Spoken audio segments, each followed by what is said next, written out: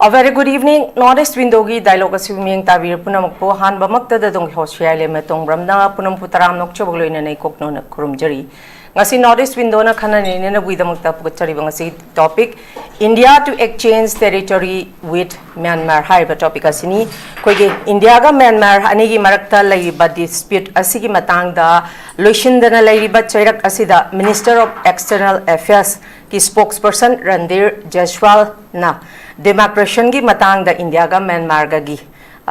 wari sanari hairi dubu chairak asida US ta base tauba the diplomat haiba magazine amagi matung inna proposal amagi exchange taunabagi mamisu tai haibagi wafam su leiri adumapu chapchaba kari karamba exchange taunagani haibagi chapchaba report ti hojik phawba leitri adumapu manipur gi Chandel district ki manung channa leiba kilometer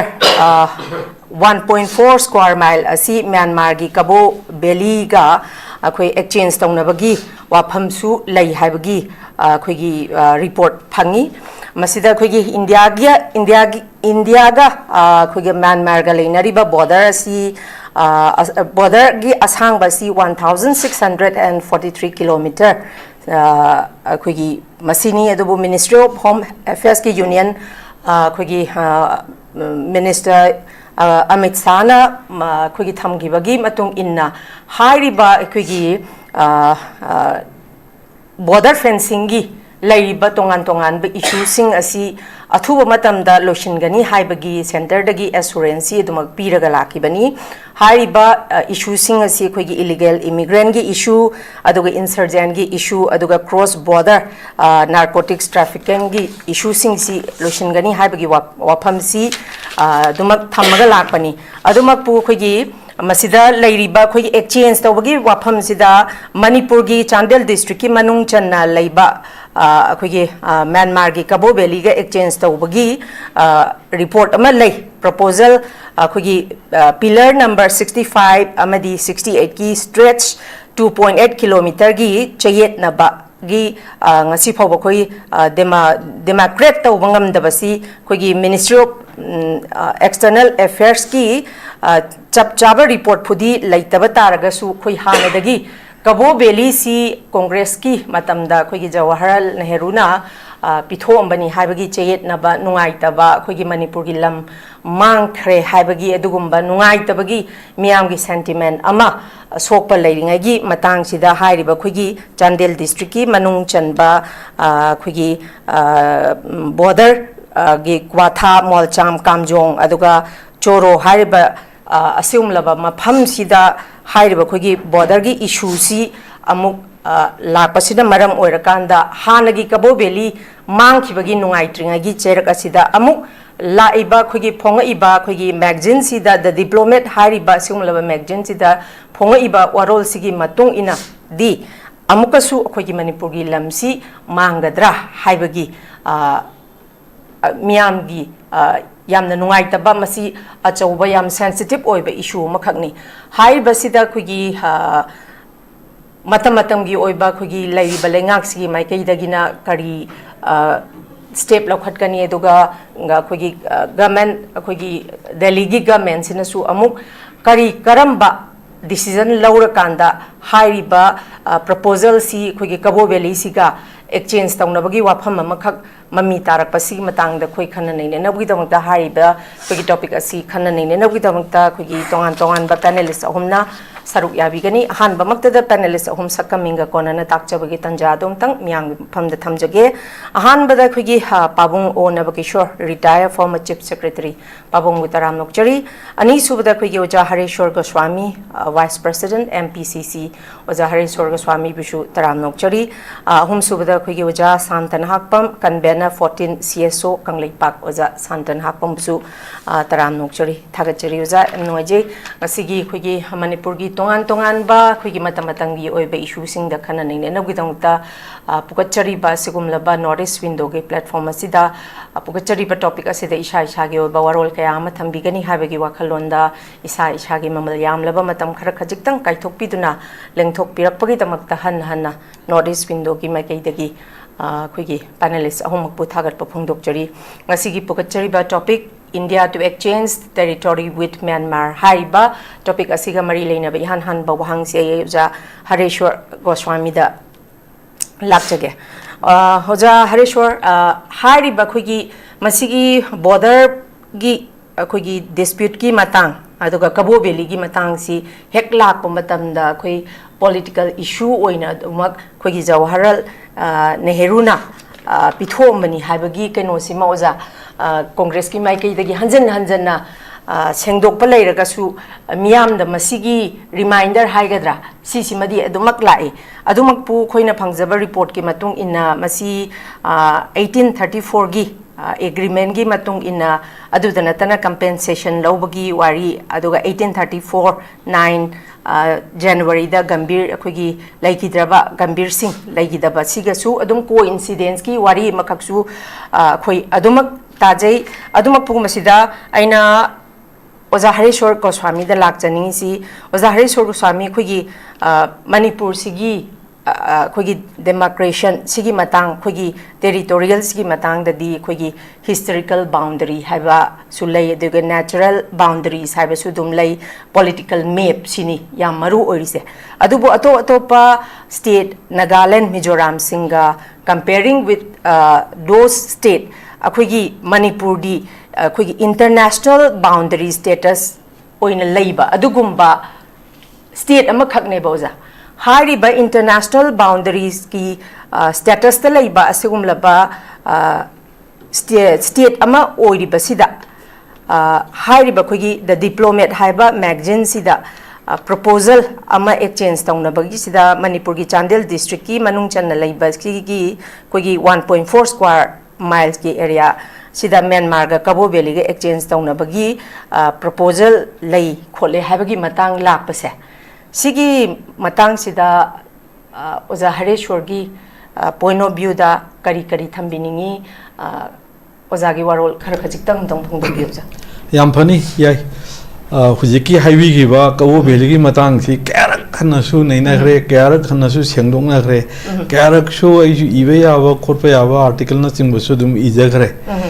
masi akhoi de ge na khang heba mayam na su masi matang no wafam thambi gi ba kya su leire ya nam la Kabo Valley pithok ki bese simadi nga sai su highway gi ba 9 January 1834 da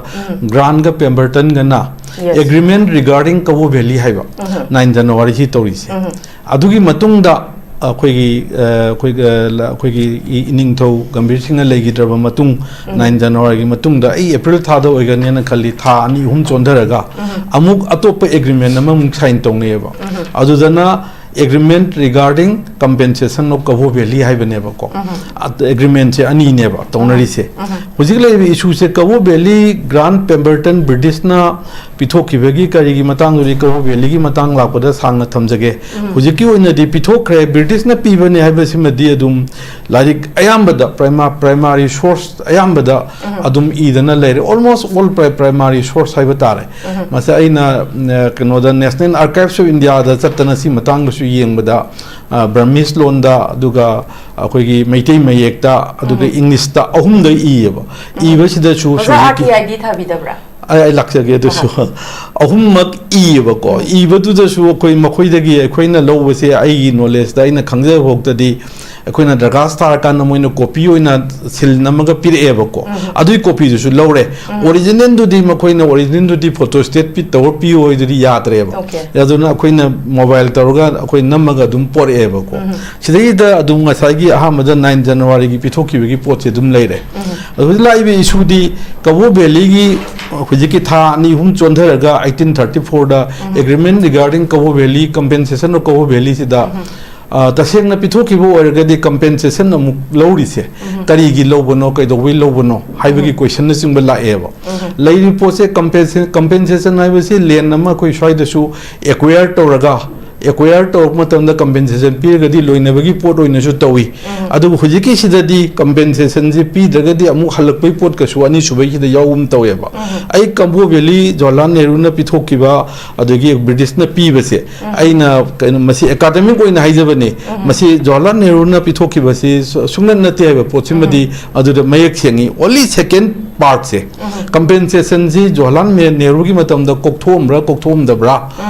do compensation nama pidana leibanina pot se mu hanjan bagi magi room du leiriber leitabara haibana singbadune bu hujing naina reiba pot konbada adu ai gi di sigi kawo beligi ngasi issue natabnina ai sangdok tabida ay ama haijage ba 9 January da 34 da ne April rangadan khali ko if I am not mistaken the 1834 compensation bo ki thani hongi gap che thani hongi gap simakti compensation pibe question ju leitrim na piram meji choidar bana trasini hai amuka hanjage ko ahan made agreement regarding kawo valley se si tore adugi matung tha ani hum chonda compensation ni question lakpane ba ahan bada khoina mutang understand tawna gadaba yana gadaba ama leiri ba madudi karino January dagi na tha ani hum buki marak che compensation gi dudagi di complicated oiden low se ko low di ngai sin di mek seng na pire se khoi ya hum thok ta bra ba madu yai aduna British na piram banina ko beli pithoki bise yani ngai bidu na te ko ai lai poti jolan ni na pibe natti hai bedo ha me ki tha ahum mari gi gap se compensation lakti na gi complicated oi dinga gi marak se sim declare oi bra ina ina sum khanjabani da aduga sigi matang da aina hujik sima ai chawang thamjage ka wo beli gi issue lakanda adum masi phajana naina ningi hujiki haibi gi bedo anchor na RTI tha da bra ina RTI se tara gum thare ko valley compensation matang dana akoi border fencing ko valley gi matang da tara manga sure ai ga moiga handu hanjin tawnari se home dong thawi external na thawi BM2 BM1 Northeast division thawai adu da hai among pirkani madu yam sangre adu nong adu gi tanja chabu da puthok jage sida makoi na haire ji aroi bedo huji ai khoi gi moigi Chief Information Commissioner Central Information Commissioner da ai appeal sakada da ngai chale akoi ikon kon ba first appellate phone kari haira ke da phangde leite tres haire ba makoi gi division khar pale Northeast division adu ada da hujiki hari ba che chang sig mai leina ba se masi leite na madu phangde na irak pa leigre ko si matang da ahan da section 9 ki makha da pi be yai ya de ga yam tawna gare madu argument tawna ba ya punamak tawna matung da hoji bhokta ai gi findings study ai gi oina te da leram badi ai ai findings study makoi gi pi ba BM2 BM1 ai hujik adu che du program na sapcha ningheng dare adu haiba Northeast division adu oda ga haiba se masai da moina pirak pa first appellate sin appellate tokan da aina first appellate ta pi kan da maduda di moi masigi se huji bok leite na adu aina pirei ko aina huji second affiliate akoi gi information commissioner central chief information commissioner haidare adu ra thana preparation tori ko sima thamjage adu mathang da next aina lakchening ise अखोई के मणिपुर की issue से boundary की issue लई illegal migrant refugee की issue अदगी मखोई की करी हाइदारे तोखाई बो होमलैंड की इशू याम पंजनिंग द्रे को अदगी MLR की इशू ST की इशू अखोई जेनाइन नोबी इशू मयाम अमा अखोई की दा यावरी जेनाइन ओइदबसु यावरी बको जेनाइन ओइदब मयाम होमलैंड मणिपुर की मनुंगा होमलैंड तान बैसी जेनाइन ओइबी इशू नत्ते हारिबको अदरसु इशू सिंगजे kanano aigi mote de deep state na haijage ko deep state ki sigumba policy maker sing tawriba khudo sanariba singje sina mase deep state ki matang ki mayam ne na khangbiramani mogi role amasung makoina kari prithvi sida kari sanage aiba sidi mai jaga dugi oina sigi matang ki da makoina sanai se Bangladesh to isanu Nepal do isanu lairiba region dugi regional loiba jenain loiba issue da tongkhela sanar ka duine ba hoji si matang ki da ina relevant oi kitang oibra na khanjari che Manipur ki issue boundary issue si am relevant ne ba adu sunna kanda akhoi gi ngam khoi gi wangma da hunta gi kari gi changchal lakpa kochal lakpa mayam mama adi chilinaw singi kari gi ai mari matang da di elaborate tawjaroi ko lairiba timings dai da yang jenain loiba issue ma langjalaga अरे मणिपुर की लेइबा crisis ma'am से मरक सिदा ngasai ki deep state ki kangbu khrna intelligence kangbu khrna corporate kangbu khrna masigi matang ki da khuju khulai yon bagi bu oire amagi bu oire ado moina tongi buduri jenai no bi isum dadi tongdu ini prithibi da moina ngasi bokta tongi be isu si aina ta thamjagi ba Bangladesh anapada Nepal na singmara tongi be isu si maram chab isu na tane ba ado timing je मखुन तौरी से हुजिक सु अखोई हिदे the तौरी timing से अखोई याम जेनाइ नोबी इशूनी आई boundary से याम sentimental लोइजबा मसुम मसिदा सुम आई छात्र Moina थिजनजबा Moina दुम लाक्जबनेबा अदो सुम मखोइना तौरीबा टाइमिंग से दा अखोई याम चेक्शनना मसे कमाइना टेकल तौगदगी से कोई चंबमजु लेरिबा डीप स्टेट लेयर सिंग से मसिंग सिन तौरिबा सिमसु आई थमजनिंगी अदुगा अहुम सुबा पॉइंट आई सिन हंदकी फर्स्ट राउंड गी आई अरुइबा पॉइंट ओइ कनो ओइ जगे एक्सचेंज तौनबगी मतंग से एक्सचेंज तौनगदु सी अखोगी ngasai हाइबी रे मयामनो से ना खंगबी रे मरुइना सिदे इन्वॉल्व तौरि सी 1.4 स्क्वायर माइल्स ने रे एकर केनोदा स्क्वायर किलोमीटर ना 3.62 गुम्बो मनी स्क्वायर किलोमीटर से अदि मणिपुर की पाक चावसी अखोगी हुजुग लेरि सी 22,327 ओरंगनी प्रमाण सिदगी सिगी जगह सी हंधग्रेने लोगदी 22,000 जे 19,000 द लाकदुइनेबा अदो मसे हंधनी हाइबदी नते अनि दुगी मै ट्रांसफर तौनगदुइबा इन्वॉल्व तौरिबा एरिया दुनी हाइना लगदोरिबरा हाइबदुसु क्लियर ओइदेको अदुगा सी मांगदोरिबरा सिगी एरिया सिगी मनुंगा अमगा ट्रांसफर तौनगदोरिबरा हाइबदुरी मयक सेंगदेबको अदुगा अखोगी असेंबा I statistics के handbook na sing bada 1978 very recently ni कोई graduate का pass तो वो मतलब दने बा 22,357 से official record से ले बने बा 57 से दगी 27 दा 100% 27 हंड्रेड की 2018 नि फोंग दुदा मखोइना हाइबे डिपार्टमेंट सिना ngसाigi फोंगिबे डिपार्टमेंट सिना 1978 ता 22,357 इगिबसे हंड्रेड की चही परिंग इथरकान ददी हाइबे मे मसामंगने इबा 1978 की 22,357 से तोखोगा हुजु की सेमदोबा 22,327 दी इरेबा हुजु लेजिबा पोसिबो बको आइना थमजनिंगि मांगदुब स्क्वायर किलोमीटर द पाथोगा दी 3.62 नि मांगदुब ओरमगना ट्रांजैक्शन तौनगदब ओरगना अदुगी मनुंगदा नत्रगा अदुगी मतुंगदा अमतंग खायम पिछला तखायम पिथोरगा कोई जिलेंगुइ दुरा हाइवेन सिंगमदुदी आइगी ओइनदी मदु इन डाक्ट लेरि हुजि हुजि खंगद्रि हाइदारे को अदु आइना थमजनिंगि वाफमदी करीनो हाइबा मतमदा फुटबॉल फील्ड येंगदि चौरांग मसे 600 फुटबॉल फील्ड्स गुम्बा अखोइगी हुजिके हाइबा एरिया से 1.4 से अदुगुम्बा अदुआइन चौबो याम थिन चौबो जगह ओरंगनेना खलिको आई चौरांगना पाबदा अदुगा आइना हाइजनिंगिसिना हुजिके हाइरिबा टुइभाई मोलचाम की एरिया की जगह से सिगी टुइभाई मोलचाम एरिया की सी 1972 दगी होगना अखोइगी IG Intelligence Government of Manipur na Deputy Secretary Home Government of Manipur ta 9 April 2002 da masigi hairiba potse masi Brahmi Singh na hairiba makuina ngasa hairiba 65 tagina 64 na ngasa gi akhoi Randi Jaiswal gi da hairiba do pillar number hairiba sigi se फुक्तोगा लंगधो है वैसे हुजिकी से letter से यार बनेबो 1972 की दा तरी की दमक Moina 1972 की दा फुक्तोगा लंगधो को दा अखोई की लेरिबा IG intelligence government of Manipur ने deputy secretary home government of Manipur सिगी रिपोर्ट से पिखलैनो हाइबा मतमदा ना अखोई की ngसाई की लेरिबा एग्रीमेंट सी 1967 ओरंगनी इंडो म्यांमार बाउंड्री एग्रीमेंट से 10 March 1967 if I remember correctly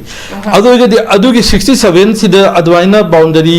agreement में तौनग्रे बाउंड्री की मतंग ददी आई सांगदुक्चरोय अदु मागी लेरिबा सिंगे ब्रह्मी सिंगे अखोइना दी सम चम मालगा यामने अवेयर ओर मालेबा बाउंड्री की इहाननबा प्रोसेस टू एलोकेशन नि मोय गवर्नमेंट जानबनी मथंग डिलिमिटेशन नि मथंग डिमार्केशन नि मखुन मदु खंगनो मालेबा मसिगी हाइबा एग्रीमेंट से तौनरे एलोकेशन लोरे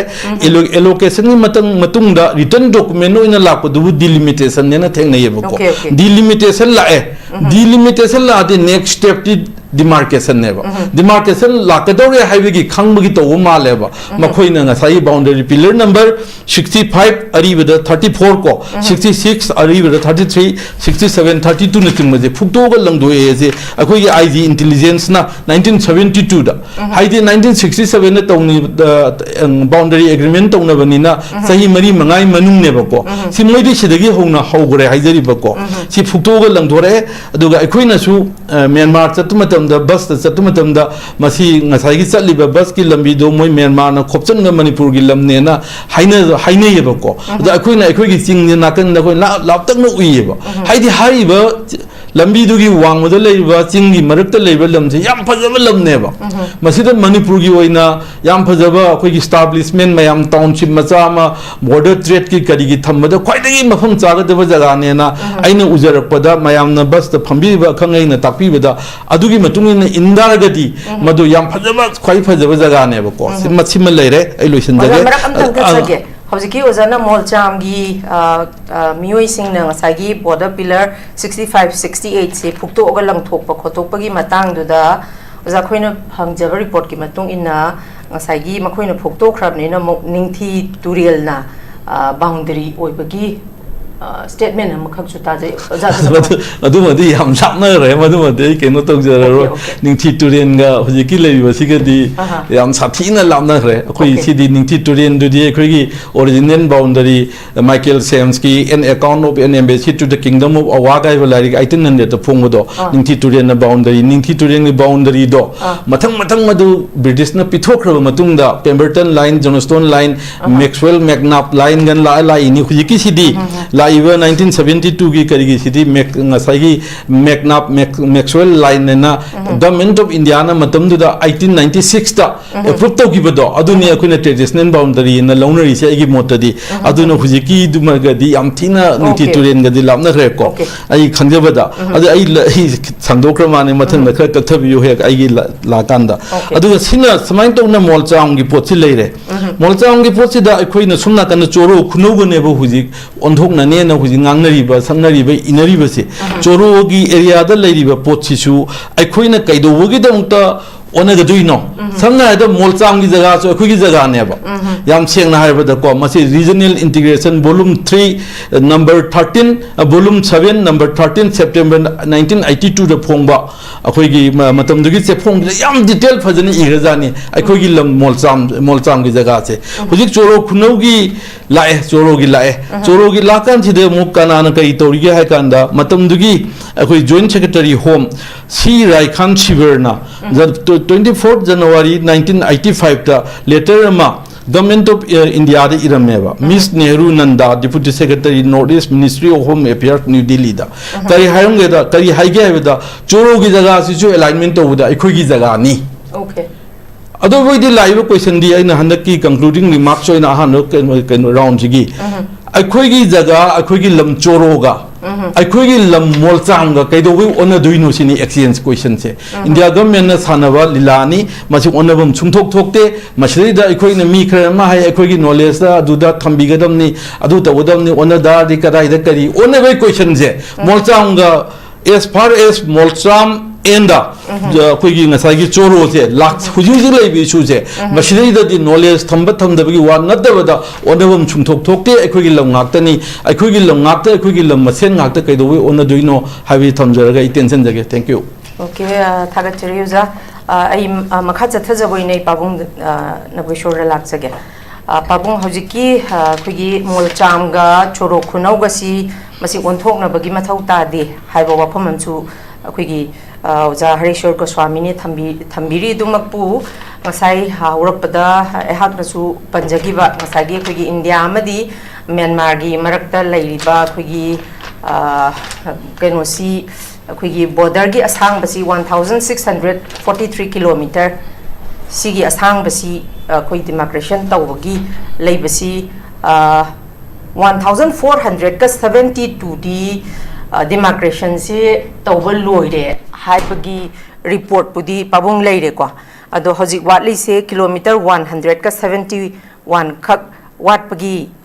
waroi ama sigi keno masu adumak leiri loshindabagi adubu hairiba demarcation si hojik pauba 171 gi sigi demarcation tawbagi waroi sinama hojik pauba purak pangamdribase maruoina akhogi Arunachal Pradesh amadi Kabo Beligi Saruk ama oibagi wafam su pabung adumak palle sigi matang sina masigi controversy se laibasina masagi 1643 gi manung sida 1472 si demarcation si almost loira su 171 se lotion bangam da se pabung hojik na ai hang na panjaba wafam sina dum ko se sina dum oi ga dori pabung gi point of view da mai thambe pabung se kano historical ai historian magtin da te adu bo koina arke jaljit nei ba manipur history of manipur daga koina surang na sum thengna bada ekoi ge manipur gi ning thau sing se from time to time yamna mapangan kalamba aduga Burma gi ningthau su mapangan kali ar kari matam da Manipur gi ningthau jena yam mapangan kan matam da hojiki hariba Kabo Valley gi size da Manipur ningthau na even hariba 1834 gi mamang da su tum lan se Manipur ningthau ngam ba yawi ar kari matam da na amuk Burma gi ningthau su ngam mi khoi ji kak leitana khadna dana lerami kari matam da nuksinab su yawi ko ada khwai de gi I the historically the significant or you say say Taret Kuntak was in the Hariba. Say Taret Kuntak was the 1819 again 1826 for was a Barmana, I say Landaratana, say Manipur, labor me, I am say Lan Chenba, Bangladesh, Chenba, Assam, the Chenba, Tripura, the Chenba. See the Natana, Burma say, Atamdu the Yamna powerful about Maruana me, Masinju Yamba. Mokona sin ribasi samu gasum sinaba aduna asam ge leriba maruana hojiki koige apara samda lermiba koige tai kambu ka asam gi ningthause moi ga su loina namthadana ngasai ge sam phawba bar mis makha lermi hariba ada kom bada Manipur gi masa sing thousing ga sing hoi nursing hoi asamda chatlaga reorganize tawdana Manipur lebina sing ba semdana khotana British ki mating su sum lowi aduga Manipur gi matamdu da mathona faraba sipai ka sung thurokdana lan si 1826 gi tricks ki mase history dari Anglo Manipur Anglo Burmese war aina dumai tong yawi war se tong matam se da Burmese sing si maite gi ning thau gambir sing na ma khoi na takthok pa se hojiki Koigi Sindwin River sigi wang wada leiba makoigi palace haiga dara laisanga ga Komoda aina Komoda temple aina ama lei palace oiba oi palace wa koi gamising na taktu e maduda thonga thang yalami haibagi history azum loi lei hariba ada aduda yalamba maduna 1826 ki wari ne ko ada lamse koi Manipur na lokselabani na Kabo Valley is quite Manipur, we get up in the Manipur getting town, Hadamis, you whatever. A Kabo Valley is area has a Kamaito, no. Kabo Valley is Ragna, Equina, Pabada, Manipurgi whole areas, mine now about 22,000 square kilometer lay Hariba. Ada Quega Manipurga, Barmaga, Anisigi, Layamiba, physical boundaries, Masina boundary, assembly, having one take international boundary in Hibernate. Equina. Satma matam da tamu dagina hojiki kalemio amasung kalewa satma matam sida masagi gari to ngasat pasida lambi sem hojiki Indo Myanmar friendship road ka se satma matam sida koina ye thangwadana singil am singji loina leiba ar oi thangwasina tampak oiba ada tampak ke lam singsina Burma gi lam gi mong do oina leiba haitare koi aduga ye thangwasina singsi even starting from my gamada ukhul adom dagi lakura su singil am singina koi Manipur gi oina sum leiba dong tawi ada ekoi gi Manipur ning thausina even kalemio ka daga panba ning thau ka si maithi ba pi dana kotna yamna mapangan kalami ada 1834 da thoi ba se kamai do ge da British na se Burmese sing ju them ba su pamba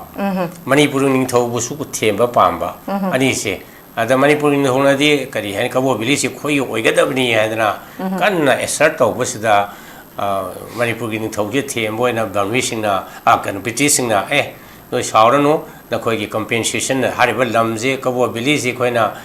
Burma da Piki bagi the Kogi manga do Bodo, Hanjan Voina, Sahi Mada, 6,000 rupees compensation, Pini, had the Madong Yan, Peshasi Pyramid, British Singa. Young Queen Oziki Kogi in Kamada, British no Paling, Matamadu Hopi, Brain Kali. But my own pyramid, at the Matong don't lie in a Kamaito get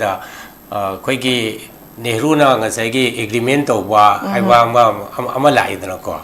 Masiki agreement say 1953 Kogi agreement of my Prime Minister Nehruga, Adiki Brahmagi, Prime Minister you knew I were Malay, my things. You knew my maming, you knew Habrakanoma Hibanine. Moise, Chida 1953, the Mokwezi agreement, Namatore. You knew Shiga. Masiki agreement, Sida masi koina neta thiba source ne ko yamna kana masi subject to correction ai masi yamna authentic web source adubu neta AI na puthropa information ne hariba masi ki agreement 1953 ki agreement sida India na ngasai ki Myanmar si friendly relations yam pamba aduna sigi laiba dispute oina lal laigadra ina khanba kabo bili se sai friendly neighbor oibnina Myanmar da lawro haina haige bage adugumba agreement am leyena samai tawna AI na puthora e hariba ko amase yam phata bai wada kanu to bai wasnate India always wants to have very friendly relations with Myanmar sineba ko India ga Pakistan ga leba mari natra India ga China ga leba adugi relation ga yam khene hariba India ge di shanti oina lemina ba adugi mawong da dum tawi adumai tawna masi pi ki khoki habigi mawong su somlai adubu masi yam sentimental di oiba maitai singe di ekoi lamje samai tawna Bharat Sarkar ne pithok pi ge bidana koi territory mangi habigi nuai daba pen daba hajuksu ningdom bomse sum from time to time sum oi hariba ko amado lali natra kana sumi habigi aduna atop debate amani ko ado hojik laiba boundary dispute haigadra mase Bharat Sarkar ne mase dispute haisu haining de moi tawrisibo ba mosegi government of India spokesperson da ga harise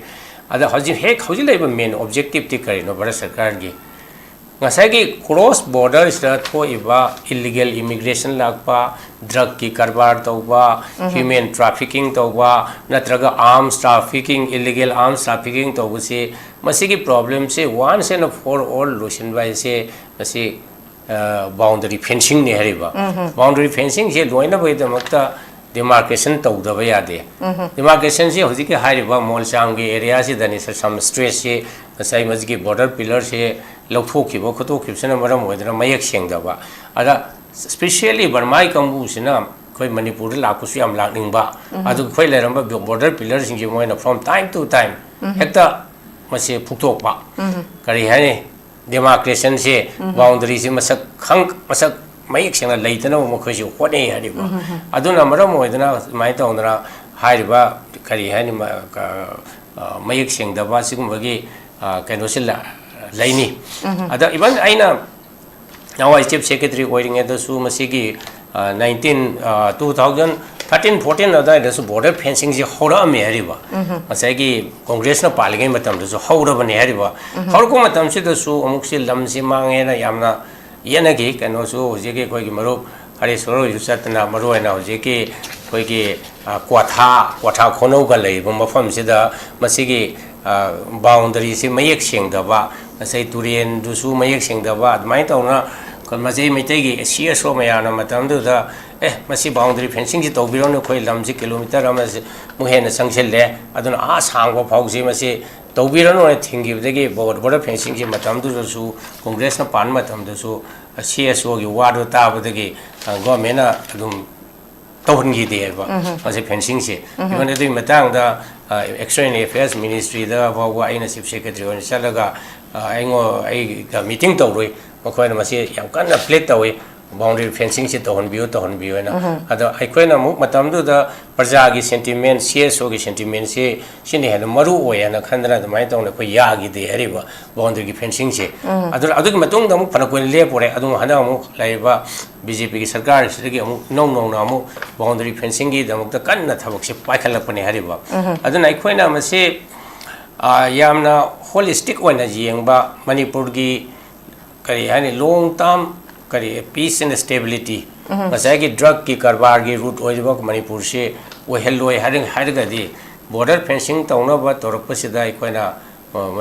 government na masi yamna masi ai praja sing na masi khra masi cooperation pihom thoi adu masi da in khamada khoi Manipur government na haidi masi praja sing gi leiba apprehension se kokna ba statement ma phajana pihom thokpani Manipur government gi meeting chalaga Bharat Sarkar gi meeting ga unaraga noi tawrisi kari no khoi lam mangadra mangoidra hoji lai apprehension se ngangna ri base ya idi akiba fake the base to do su miyam jauri hariba ar fake to di aseng di border gi issue se state ki subject na tamina Bharat Sarkar ga Ministry of Home Affairs khangde Ministry of External Affairs khangde na khoi na tawrisi na karam no haise Manipur Sarkar gi mihut yauna phajana thabak tawmina ba ma darkar oi aduna tragadi government sina magi tokum thokpo mathau tawdrabra aina dumai tongna singdani adugo aina aroi bada amagi round sida hiding badi mase certain adjustment khara tawbai aba khara kaina da certain area khara dadi kaina tawrabnina adjustment tawraga hena ekhoi plus point hena atong malakada base border fencing tawraga manipur illegal immigrant lawaida drug ki karwara thing balakada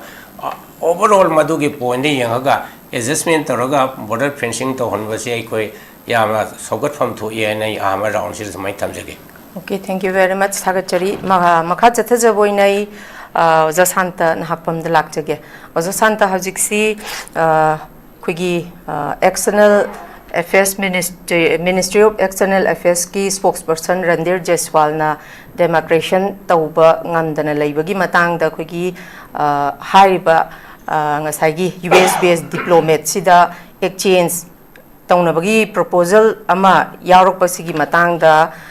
Pangjaba report ki matung ina India Today dadi confirm taure haidana Ministry of External Affairs ki additional secretary na thamakpa khogi proposal makhoi se proposal se discussion tauri habagi wafam amsu chapchaba report se khogi India Today da phange adugi matung ina khogi oza Hareshwar Goswami na song sai hauji laiba exchange taunabagi port laiba kholiba sing sai deep state ki wafam amasu oza Hareshwar Goswami na thambi basigi matang da oza shanta khoina yengba yabasi hajiksi India gi lam mangba tongba aduga territory mangba khotpa miyam gi sentiment yengba yengdabagi wafam loin to kanda India ga Myanmar gi relationship si hena phagat hannabagi damakta makhoi da disturb tawdanaba habidi Myanmar da lairiba khoni sing si jingthok aga sizinaba puthokpa yanabagi damakta hairiba sigumlaba kainosi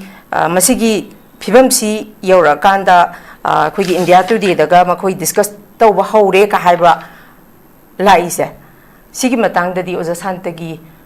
assessment da kari kamaina thambe ayuja itong thambi Manipur border issue se yam sangba issue ne je masi tanzania ai na pok thang ai de bo leram do jani habdi kanogi kabo bili pithomba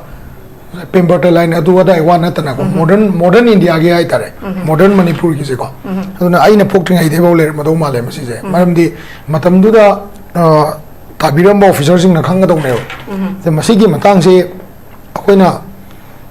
pithok ta ba natraga India na negotiate to ba je hujikti government of India se akoi je India gi part amo erabni na moina negotiate to du da akoi ni yaning da state government ni sum yaraga yes ade participate mak to da tar su ko center dei thada ta de moi di government order ne na chalakane ko adu da akoi na mamang da kitang tanzama da kitang nungai gi ba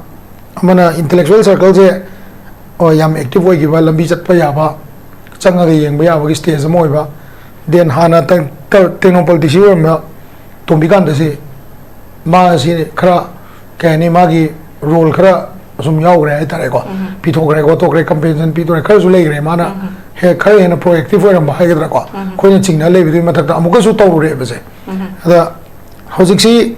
government of India na kai step lo ino kamai na lo ino ha si clarity ma di lo ba tangai pha di le adu bu masigi clarity se akhoi state government na hangbagan da phangadra or central government da akoi na hangadra kanada hangani ministry of mamang da akoi na masi RK Ranjan na kan horing ai da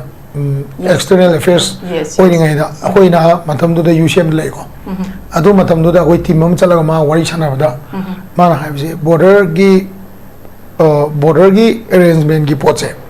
sidi external affairs ki mathawoi ba fencing gumba securities na home gi mathawoi ba aduna aina khan bada masi se external affairs ki mathawoi gadra moi adjustment arrangement do kanana tawrino kai tawrina do moi mathawoi gadra do external affairs oi ta di amu sida amu external affairs ki di akoina hangbada khumbangam gada mi do ibal manung di madu le roi ai tare ko aduna masi akoina aigi mota masi thamninge se akoi le riba masi gi interested ba hai tare natraga koina sigi matang na thabak tawgira ba organization sing na government of Manipur ki utang da wagera natraga Delhi da wagera masi gi matang se फजना हंगो म चंगे कदाई दे काय वाइ swap तौरिनो ना सी unofficial ओइना खोइ दा हाय क्यूदा border fencing matang na khoi ne am kan yet na dana leiba timing du da BRO da khoi na noma chalaga hangu matam da fencing gi khoi ye kwa tha gi jaga da da indo engine tong roi matang si hangu matam zum hai khiba matam du da chawak pa unofficial oina khoi da hai ko ne ko ade not to be recorded da ga ne hosi gi official do hosi gi leiram do ma dre ko transfer chalam ne moi na hai khib se fencing gi jaga du da bau da khoi na lam mangi khole na tori se khoi na india gi saru khara अखोई the कानदब हाइतारे को Moina खोइ the हाइकेबसे कानदब sir खरा थादोगा अखोइना कानब खरा लौसन बगी मौंग the sum हाइरे हाइतारे अदुना अखोइ gi मोरि Pongal लेकाय अदगी अतै अतै जगह लैरिबा मी ताबा जगह सिंग अखोइ gi इकोनॉमी ब्लॉक ओइबा जगह सिंग दुदा अखोइना अखोइ gi वेन लौसन लगा मोइ gi अखोइ gi जंगल ओइ करी वइ तो जगह दनो पिथोइरा करी तौरिनो हाइबदो मदुसु अदु मथम दुदा क्लियर ओइ ngam gi देबा अदो होजिकति अदुगा अदु मथम दुदि ऑफिशियल ओइबा स्टेटमेंट जु लैते हाइतारे ने को अदो होजिकति अमु purely official of statement ama ngasai Randhir Jaiswal hai usina pira abani na masi akhoi gi state government gi huji huji lai riba lengak se sina adagi ministry of home na detail ama furnish to biraga hoi prajada amadi miyam na thambi ba ma change masi yam sentimental oiba pone ai tare koi huji se manipur sida isam sam na hai da manipuri maning do baulam gi khadari bani se yam mong ta da khadari bani ko naranga arunachal da China mi change na to budu madu arunachal gi chief minister na kana no sengdok rego kano China mi chang panate na adagi kano da Nepal ga India ga border gi problem lei Bangladesh ka problem lei ekoi koi da vida Bangladesh army no mai ka pada India gi BSF ma bau sigi bole re bane ko sigi condition ji da Myanmar gi lei ba kani huji huji lei ba even tamu gi block side da bau da yam to no mai kam na ba kai gum issue thoi ba jaga se da moina hadi Myanmar gi issue je pura clear hoidri ba hadi kana na pai no shan state to na kana na pai no chin du na kana na pai no gyan men dam na te ba karan karan have kai no du na kana na pai no tai du na army le river le tar control to right military junta gi ma gi kano se kai governance se pura oidri ba wo khangdri ba ji se borderline de khangdri ba jaga ne ba du na government of India gi negotiation ji kai ko effective hoidra hai ba jaga molcham gi jaga do normal 64 68 swaida 65 68 ne na tai ko 64 ga 68 ki karak ta re ne adu diko 65 68 ki jaga se akoi tamon hai bi matung na choro ge anai de ne hai ta di andak su kene bi ke ka changa me hai bi issue lai ni ko ko yeng ba chalui kene bi ke ka changa me khola men to ko aduna masi militarize oi ba amadi conflict lai ba jaga oigani na logje hai ta re aduna militarize oi ba conflict lai ba jaga Myanmar gi government na chalai bangam da ba hadi jaga su er masu ai masi gi jaga ji gi matang si di details yam phasana government of India da gi hoi Manipur government na lobi raga akhoi na pitoi ba jaga jina kai dino aduga local li ba jaga jina kari no ai je aduga 1.4 square mile si thado ga karai wai da kai wai da lori no idai Manipur da lori report amai matung ina di Arunachal Pradesh somda songi thado ga somda lobani ga na so highway auri adu ta di state ki interest ta wari buko akoi state je merger to state ma goi bini na state ki interest ta akoi ge matam du da merge to gi ba lane area do moina kakthalaga mo India go mena owner ni ga na India ki interest owner du akoi ne yagadra legally yagadra yaroi da poto yam munna khoi prajana masi matang matam chana khana hum chang eba hayeng lotion ga na loi ga na khoi na sakar handu haibo ge khoi culture ma aya matam da lei hai tare aduga khoi se ngasai gi agitation de di adum to bai da ko aduga technically executive functionary sing da masigi oiba answer loba natraga sagar dagi handon manatra hanjenan wei thabak se de hoi ka to bungam deba akoi Manipur ya mangam ji agitation ji tawrakan da sagar ji waraga sagar na tawrakani ki re tawrakani haibi wakalo nam lei tare sigi poji munne yenga matang matam sari ngai da government of India ga Manipur government ji ga wari sanan ba ama changi sum se aina aya matam da aina ton ba se so da wari ade atop meeting kya da ko ai adum hodok sa bane se Manipur ji tamore so hai to bane issue yam lei ko ji mi si bagi issue adagi separate administration gi greater territory gi issue territorial council gi issue then ngasai gi ADC manung da khoi gi kano jila gi kai pradhan gi jaga changi be issue si gi issue me am se solve to je hai ta de hoi je government of India ga akhanna ba organization karaga tripartite to amadi to bom change ade samna da Manipur state se party hoega central government gi home je party hoega concern CSO do stakeholder do party or kanda tripartite talk to kan masigu mase solve to ya gadam neba adu de akhoi gaktana manipur government na pressure sum tawba government gi sina mo kamai tawge da center ga state ka se party mana ni na state ki mi sina center jala hai bangam do gi state ma la e ba ko si state la e do mo hai so hai ning dre ai tare adu hai bangam do jara mayam le re ai paning dre ai tare ko adu do masi wakhan mana ba se so singna masi move se tawba ma change adu ga center gi chap chap pa khum log dra ga di masi akhoi manipur ga ona bo eram dre di akhoi na sum mangja ine na smai tam ke Okay, thank you very much, Secretary. Makhat chathajaboy nei oza Hareshwar Goswami de lakjage. Oza khoi hojik laiba sigi exchange tawbagi matang ama khak lakpa amuka khoi gi lamje mangadra haibagi mi paibagi leiribagi ngasi khanariba topic sida oza khoi si 1833 gi Anglo Manipuri Treaty hai khoi na Jiriti Treaty haina hari se siga su adum related oibagi mari masudum laigadra habdi 1834 da Cabo Valley si ozana haibat kuigi Jawaharlal Nehru na pithom banate British na pithom bani haibat sida masida Premberton na Burma da pithom bani haibagi report pudi akhusu dum phangjai kwa adagi di ngasagi Johnstone si 1881 da masi boundary gi commission head oibagi kaino masu leire aduga ani shubada Premberton ga Johnstone ga line da 1881 si sumug leire sumain tawdana ngasagi Premberton ne Johnstone ne Maxwell ne 1896 ki sigi line sim su ung leire adunga sagi han bagi 1881 gi si oza si 1881 gi line se oza modified tawi haibagi modified sida modified tawi hairkanda koina phangjabagi report ki matung ina April gi date 5 1975 ta border pillar 99 thambasi yare haibagi ayabasi dumaina chatna khi haibagi report chu phangje sigi batang se oza dagi aina khangjaningi si miyamna di dum Cabo Valley gi hek lakpada oza hoina clarification chamarak tawrasu dum Jawaharlal Nehru gi wari se dum lakpanina sidang asagi Pemberton gi adagi Pemberton ga Johnstone ga gi line aduga among 1967 da Rengunda khogi rectify tawbagi wari oza dum tajai ko adui bataragadi sigi matang se oza kari kamaina haidi border pillar do khogi April gi date 5 1975 da border pillar 99 je thamba yare haibagi ayabasi oza lei haibagi report si phangjarabane ba du hojik se dum issue je thogla ine boza sim tang se oza ge ba point of view angdang thami oza Treaty of Jandavu dui hodui loimuk seko Treaty of Jandavu 1826 te horkadui ne adugi matung inna Pemberton na Treaty of Jandavu dugi matung inna hogi Pemberton na ngasai demarcation tawwa 1834 gi se lakadui ne Captain Pemberton jina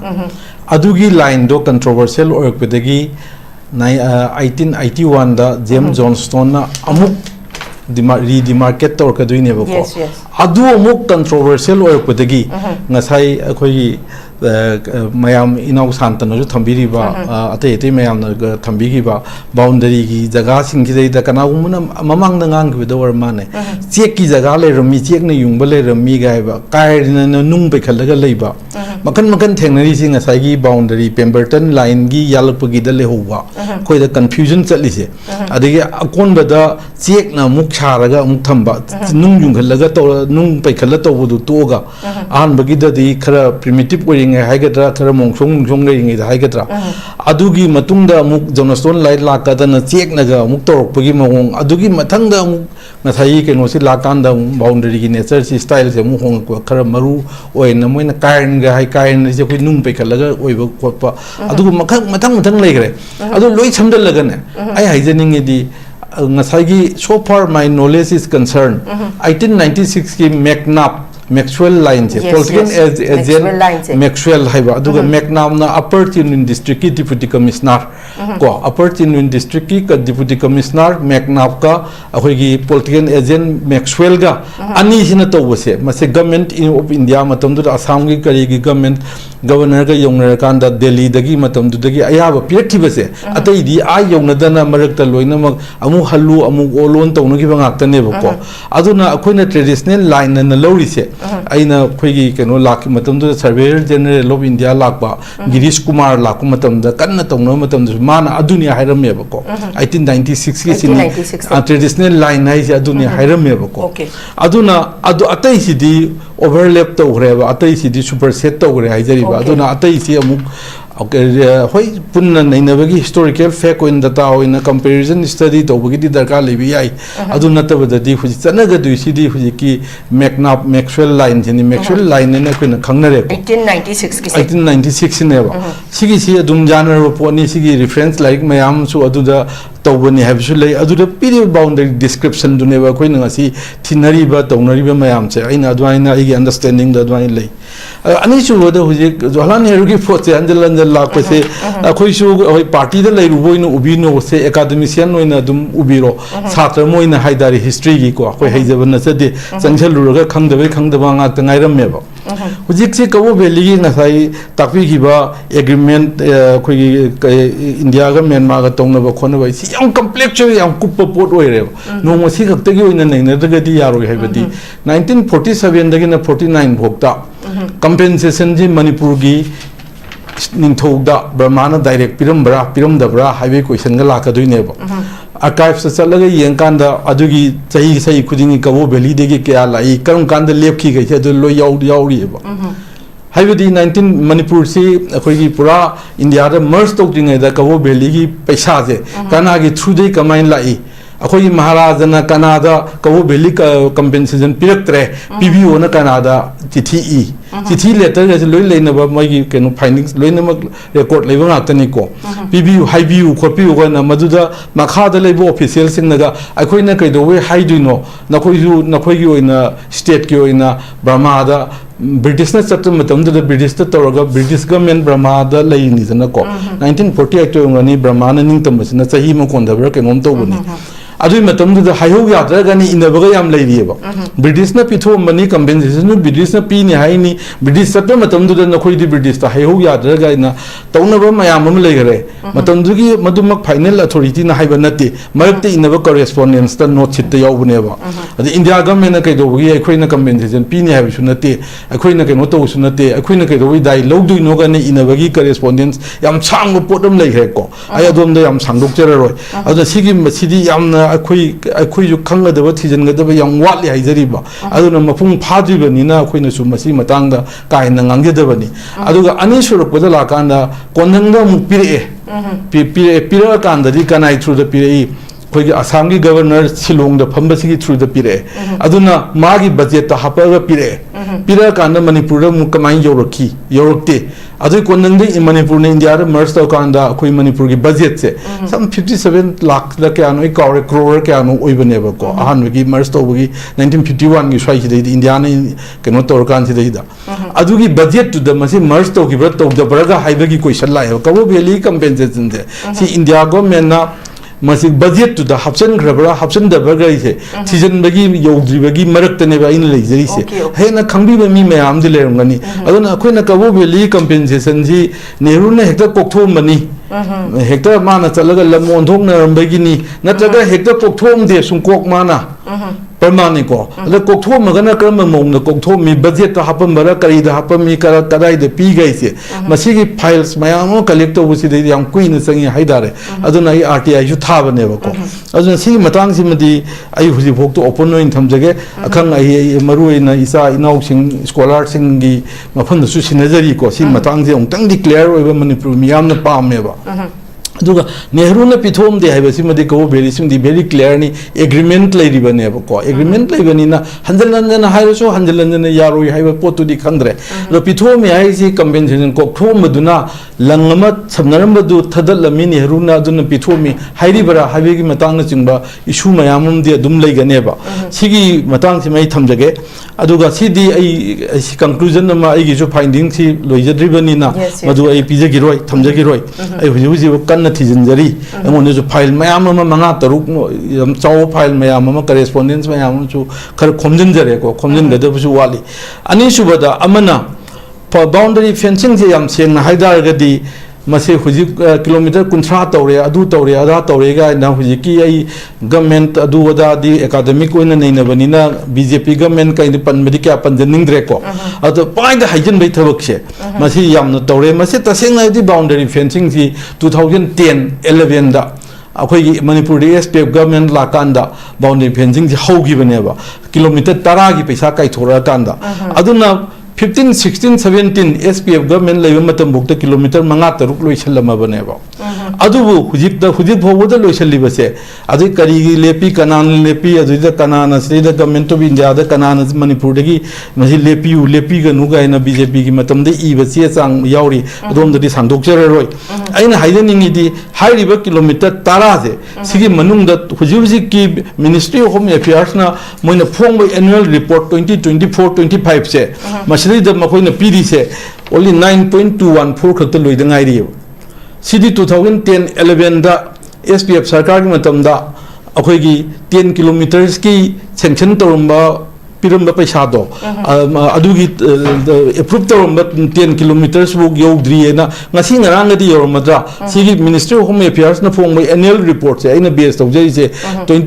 24, 25 kineva. Machina moina pibida 9.214 kilometer more Manipur area the completed and a pibako. Aduga atay maripta loidaba Churchanpur area da Makoina Assam Rifles da Atopa Churchanpur Jaga da Assam Rifles da my kilometer Mazaga Amada hybrid surveillance system gi pibina Simuzu later Loire Habanati. Aduga Atopa Churchanpur area the 20.862 kilometers Masisu Biaro da masi award to bagi podam ju leire loi bai loi re haibna teba tarai da ngasai 2025 ki annual report is March ki di ora mane ba 25 ki ado 100 ki muk 25 26 ki phongam bi kilo asu ko ire da kilometer tara loi ngam da huji kilometer kunthra loi re ga na hajen baje masi di mayam da political gimmick ni hajen bane loje adu subject to correction adu ga loina atai atai ngasai Indo Myanmar gi boundary gi sangbagi kilometer duk sange duk loire haibinu singwa leibeto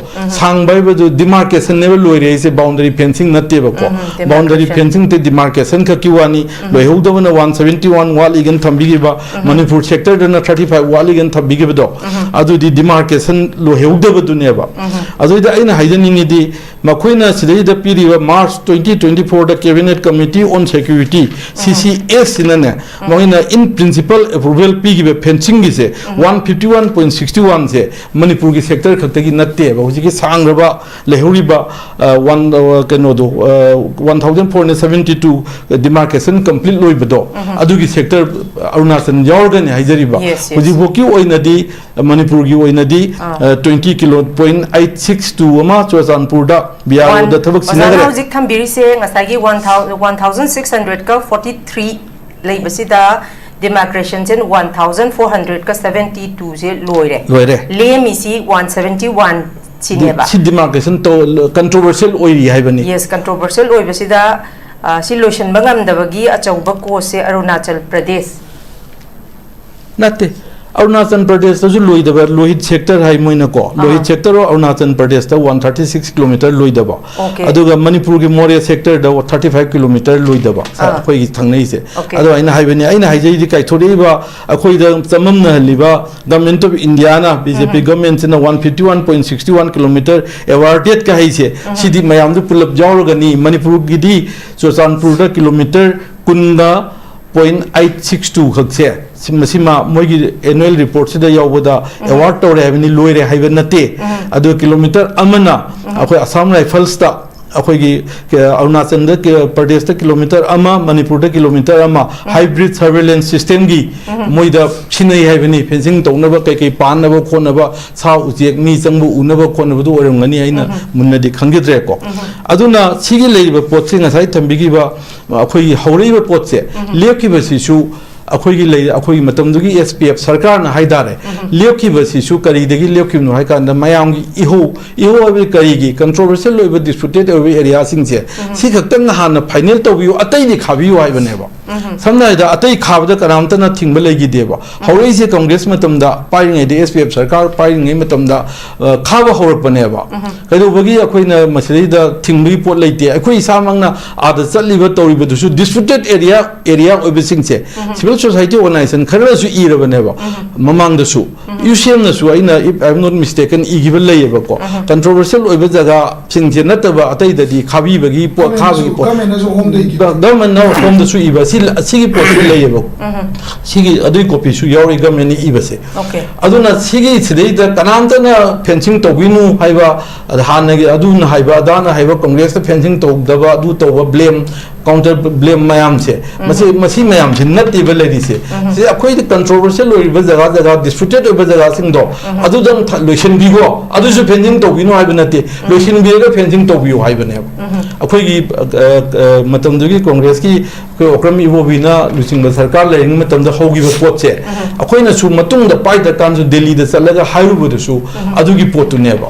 fencing तोबियो disputed area सिददी हानम फजना लोइथोपियो हाइबनेबा अदुना सिगी मतंगददी अखोइ केनो तोबो लेते अखोइ साइडगी होबुसु अखोइना हौरमबनी मतमदुदा अदु हुजिक progress लेतबई वादनी progress लेते सि करिगिनो कांदा लेपु खोलुना मो इरंबा खोलंबा सेचा मयाम म सिदैदा लेग्रे को government of Manipur ने इबा अखोइ गवर्नमेंट ऑफ इंडिया दे इबने सिंगबा यावरियबा को अदुगी पोतो हुजिक प्रोग्रेस लेते हुजिक ngasi ngarang ki kilometer amaniga loirumgadra 10 kilometer 2010-11 da SPF sarkar matamda approve tawi amount amasung 10 kilometer ki ne tawi se moria site de da tawi ba de ki huji bokta moi ki annual report ta amka de hanjare waru biya de annual report 2024-25 da 9.214 si ka tani amna completed ana moi ki report si da annual report da imperi ba ko adu khara men le rambi sinagi ai ba khara mai ai sinagi ba si option laga kunthra surega ai ba di orambi ai complete ne di report di yaw di hai ba si mai thamjage aduga tai tai kari makha ai sawapa ya ozai adum ya ni hosa gyan adum tare makha ai pabung de chachage pabung khogi hosa hareshwar goswami ne su hojik thambiri se hariba khoina phangjaba report ki matung inadi india ga Myanmar ga gi border si 30 kilometer di loishalle habasi aran bhaibadi masi aran ba wafam oigadoribani habasi Oza Hareshwar Goswami nadi thambiri ba 2024-2025 ki report ki matung inadi 9.214 kilometer ti completed oire aduga SPF sarkar manungda 10 kilometer sima haire adubo yes approve tawbagi wa leire approve tawrambagi leire adubo sidadi 30 kilometer loire haire adubo hanadagi su khogi border gi dispute oiriba mayam lotion bagi Oza Hareshwar su panbiri dana sida high ngasi pukhatliba topic sida adum 65 border pillar 65 68 se yauriba adubu sida border pillar 64 to 68 ko pabung adagi 75 to 80 81 to 95 sigi settlement simasu pubi rao haibagi kaino masu pabung lei ko adubu still hojiksu sigi si ozana su dum panbi masi the border dispute se akhogi not only in India not only in Manipur prithvi gi mafam khuding maktabudi masi dum issue ma dum oiraga leiribane adumakpu masi gi hariba kano si border pillar mapan oidoine ba pabung 64 to 68 75 to 80 81 to 95 si masi need settlement haibane pabung adubu lotion bangam de haidana dum stuck tawraga masida development ambo leite haibase dum haire si leitringa gi marak sida akhoi exchange policy gi wari di laksale adu oibata ga di pabung gi kaino point of view da sigma tang sida kari kamaina thambe pabu yai laima kanu lamgi atang yamni emotional oy ana koi loi khangi ko me si khoigi lam si mangning di mang ba si yamna nuai ti hariba aduna aduna masigi wafam se yamna aikoina manipur government da especially aikoina haining badi tawriba thabak khudimuk se transparency leina thabak tawbo ma changi hariba transparency is the uji kari ani satellite ki jokin kanone ko satellite se ngasagi image prithvi gi leriba any corner sigi image se lowa yaba low height paiba satellite ka sumayam leiri hariba ko ngasagi mai imaging tawba khotpa survey tawba se aduna sigi leriba thabak tawriba mayam se hariba kanogi border fencing tawriba se BRO board ga su border ngaiba Assam Rifle board ga su natraga Ministry of Home Affairs ki da Department of Border Management na malairi hariba ko border management se sigi makha da loi la ga do ni hariba border ki fencing natraga border ki survey tawbo khopa gari ka si bo ba mokoina from time to time manipur ki praja ki apprehension aidi se kokna na ba explain to wama sange ba kari hani border ki pillar asukta 65 to 68 ki sina sini maduge along with the map haidare ko atraga hoji hoji laiba physical infrastructure se karino ekoina Burma de pitho kadrisina karino ekoina ton lokshin gadrino karai dano ai kanoda Arunachal da lawdo ira Mizoram da lawdo ira Manipur da lawdo ra je khuding mak se koina ngangna riba khuding mak se kaitang concrete oina mase people gi leriba query mayam singse mase pakum pi bama darkar lei hariba ko mase gi pakum pi na bagi thabuk se koina hoji phawru ubada Manipur gi home department especially home department si matang hida statement ama thokpa leite si sina si mi bo harsu lali bo harsu admai tongna thokpa si leite mase thokta wasi makse government gi weakness ne hariba so hojiki chawkhala ba juksida di masi gi transparency leina sini haiba mayam se border gi matang da natraga fencing gi progress matang da jetna riba khone riba mayam se sini haiba se ekoi phajana khanghan ba ma changi ada maru oina thangai jengwei di border fencing sida yam kanna oppose tawri di kuki gi jo community gi sinu su yam oppose tawi adigi naga gi su oppose tawi oppose tawu gi maram je koina amu hide su yare there are certain kari hani underlying resistance to the border fencing ji yam pambi ji maitai khakta ni hariba aduga te tribal gi group sing ji moi gi leiba certain khoi gi fencing ji leitragana khoi do nuaiba thabak khal leiri hariba amaram da socio cultural su hai ko e khoi ji hana punna leramani I think this gari hani India ga Burma ga leiba sigi boundary city gari hani artificial boundary ni ka su hairi hariba ko artificial ojaraga su international border ne have se accept of hum thopuni hariba adana kwen peaceful oina leba ama hinge have taraga di ekoi gi leba se secure oiba ma darkar lai secure oina bai tamta koi border fencing to darkar roi ade khudong ona have se America USA ga Mexico gi marak da border fencing tawri dana ko because of lots of illegal immigrants South America rom de gi lakwa even India ri chatpa na to paleba gi chatpa si Mexico bhauraga se gi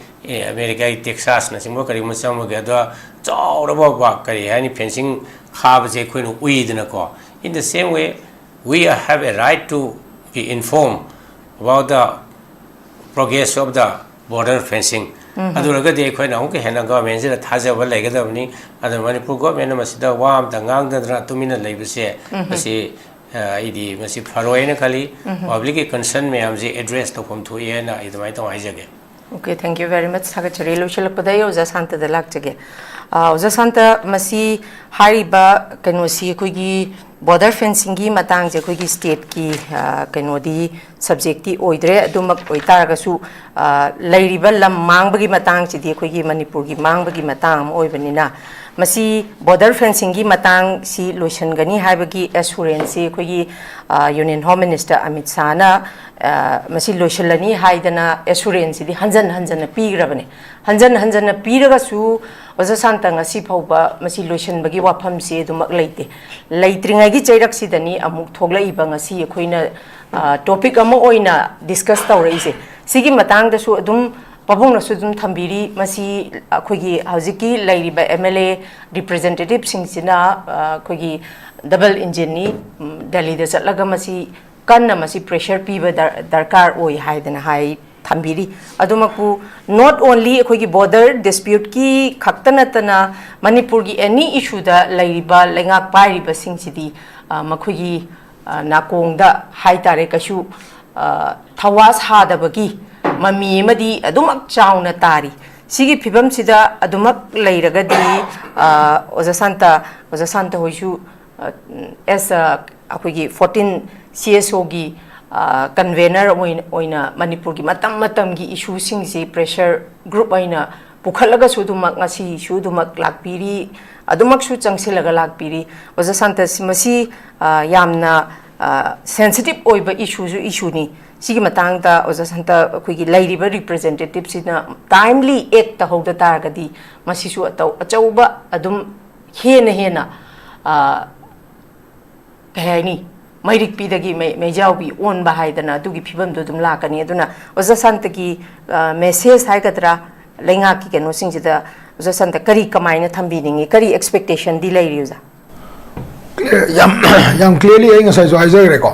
khoi je akhona sidaida agitation tawraga natraga dharna tawraga democratic process ama pressure am tawra phangbe aba maga ko democratic process ta phangoi da ama amaga leiba akhoi Manipur je ai haizai je masi aina last chaitra ma kungi mayam tinrakpa akhoi agitation mayam tawra sigi pochi kamaina tawge ganda mamangda akhoi gi joijandra konthau jamsina UCM gi president oi kanda border gi pillar gi matang da leiba lam gi issue se adum loidana maroina kotha gi soi se adum complain lei bai tare masi akoina mafam na thoga station tawdana even police na tiagas kapsal ko gi akoi mi ma press am so khi patam du da lamlong do nu male lamlong na kangla na ro ngani ko adugi stage du la ganda matam du leiba chief minister si Biren Singh ni ko ma ko ga ma na phamina re ko am da una sena ine phamina kan sida numitumak ta dum home secretary da chemi heleba sitagi conflict leiba border gi area sida lepu hana heleba okay I modi am laeba I reba matung da madugi execution to hudu yam nuri se whether lep kibra hoi khang dreba adugi matung da mu hoi di protest to re sakana igre loire hoi le phamme ado khale kanda fencing do dum tam tawroga loire ko ta gi fencing se thamuna ta loire ba aduna akoi saka na madu igra matung da madugi clarity ma akoi de lehauda kotha gi praja ju kai tawrabno compensation pangrabara natraga tasengna lamdo on grabara kamai tawra moju makha tawa pursue tawraktre akoi gi CSO na ju asigi lamsigi 81 gi swai da koni da na da 81 gi swai se adum fencing je loisan greba okay sile ko aduna hosi hangbiri wahangdo saka da kai expect tawge haije design mu leba until and unless akoi pressure group singsiga lenga ka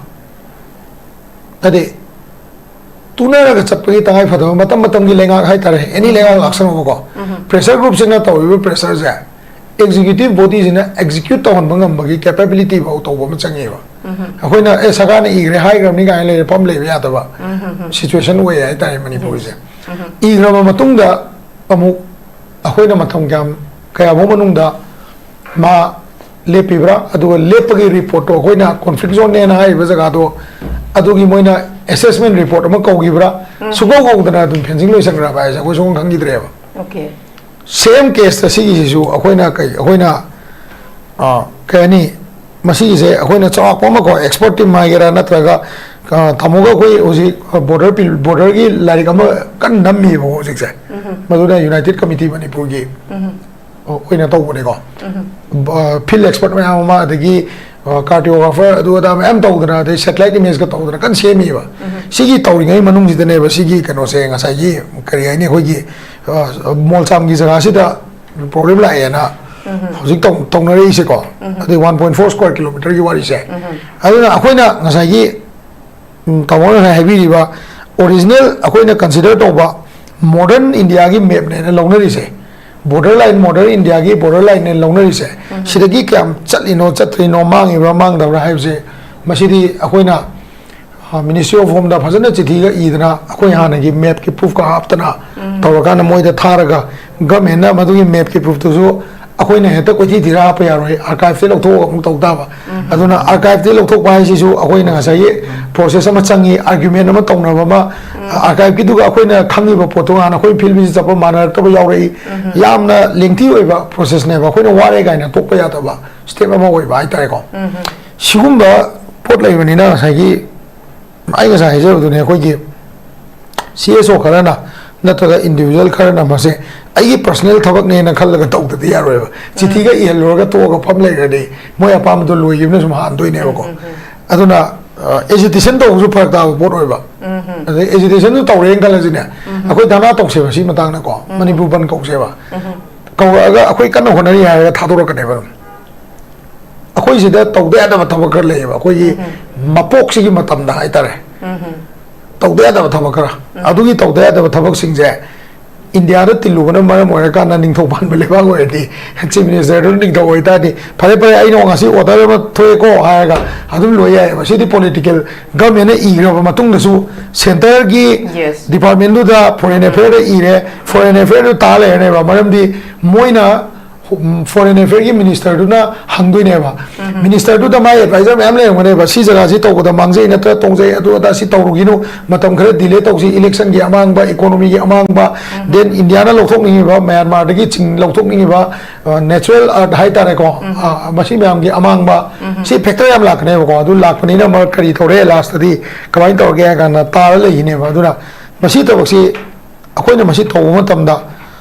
stage amadi lalaga thamambagi tai phadabdu lei ado hoi CSO khara masi concern soi oramani ngarang su MSU na su president ama thadok pi rei atopa eminent citizen sing de su concern oramani odagi editor sing de su concern oramani kana daga tawke have do madu yeng tam ne ai sumain thamjage yani zatham khoi gi hanagi external affairs minister Sri R.K. Ranjan mahakna iba man editor oibre ibra mati soitre aduga copy to soingon de leje Manipur nation naiba amadane 2003 page 13 da kari haina haiki ge da masamangna hujigi iriba la hujigi haiba journal like to tawi madu journal oigadra larik oigadra madu da hairi se kari gi damakta brahmana aikhoi gi lammol chamga aikhoi gi choro khunouga sinasi hairibano amadi masida masida Bharat Sarkar na yaningliba karigi yaninglibano haiba wahang asini haiba mani is sain thamjagi bido akoi ngakta ne do ine hekta here se da kai da keno tawjab nasa deba ko akoi na su findings mayam ama leire findings le matung da atai mai reference yang kamatam da yamung ranjan gi sigumba journal magazine du da 2003 da phongba page 13 da yawini akoi gi lam ngakta kai du ondhonjin tawduino sim makoi su thijan me aba thijan ba adugumba khangai mayam tanaraga irakpa adugumba like amane ba ko simai thamjage aduga amma kaktanga loisalakpa da haijage madudi kari no haiba matamda akhoi gi minister hujik lai bai MLA sing minister sing lewanga iba sing se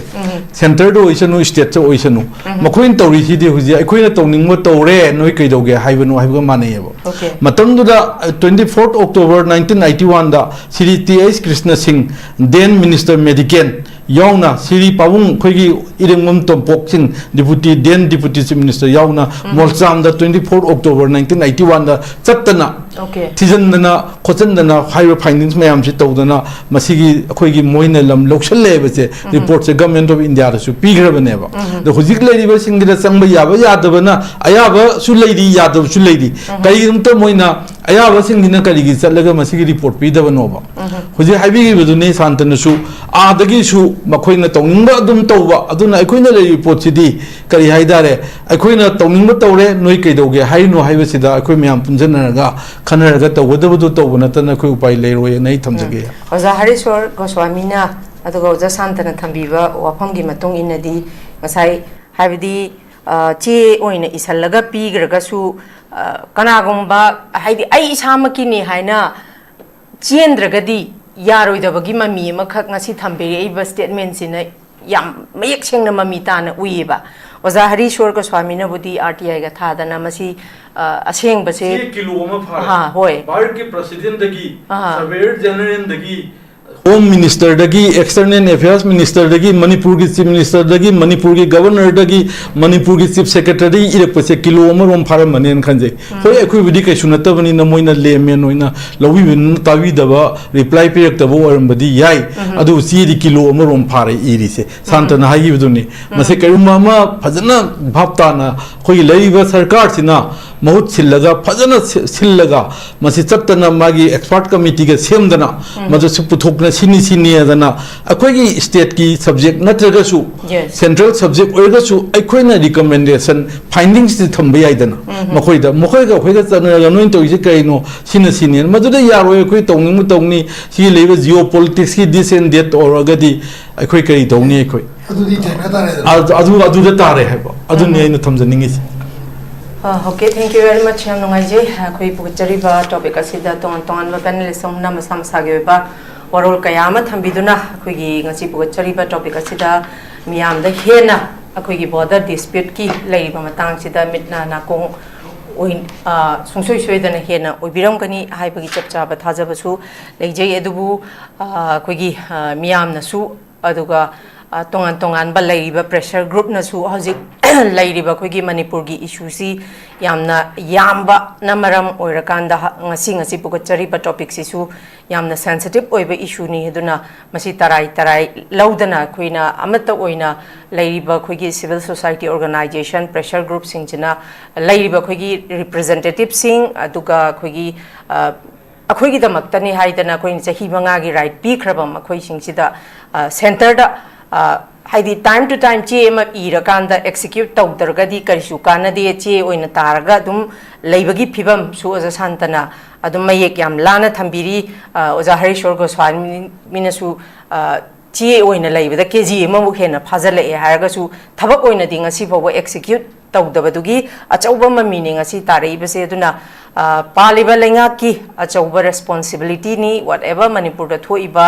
any unwanted issues Singh सिगी responsibilities दी खोई पाइरिबा लेंगा सिना अदुमक मसी लवम थोकपनी अदुना मतम मतम गी ओइबा थोइबा issue सिंग सिदा time to time मतम गी पूरीबा लेंगा सिंग सिना अखोगी continuous नी मसीदी अमना पालकांदा अमना मु कंटिन्यूअस प्रोसेस ता दुम चनाबनिना पालिबा लेंगा सिंग सिना मसी यामना sensitive oiba issue ni akhoina su tawrambam thoi haibasi masi tangai phadana mamang da soiba kaya ama leigraga su haujiki oina di masi leireiba mayam sigi waroshil ama pubirakna ba thoiba thodok wathok singsi amutang di solution purak minasi haiba warol je thamjabaga loinana ngasi ge oina di mieng tabiriba khwai punam ke maphamdagi kainana ba yathang nijari till then take care, stay safe and good night. Northeast window meaning tabiriba mayam punamakpu taramna okchari hauzik mapalamgi thabaki pau pijari ahanbada athubagi oina Dubai gi warehouse worker gi thabak kauri hairiba thabak asi apply to biningba miyoisina presentable and good communication skill leibatanatana masagi chahi kunmathoi dagina kuntrataret phawbada leiba oibigadabani hairiba thabak asigi pijariba khudong chabasing adudi per day 12 hours duty hours oijagani per week ta 6 days duty oijagani 2 years work visa pijagani loinana accommodation and transportation pija batanatana medical and insurance su pijagani hairiba thabak asigi thagi oiba salary lising kuntare tagi haujagani ani subada United Arab Emirates ke driver gi thabak kauri hairiba thabak asi apply to winingba miyosingna Indian car license ka loinana Gulf ki license leiba oigadabani amasung basic English communication leigadabani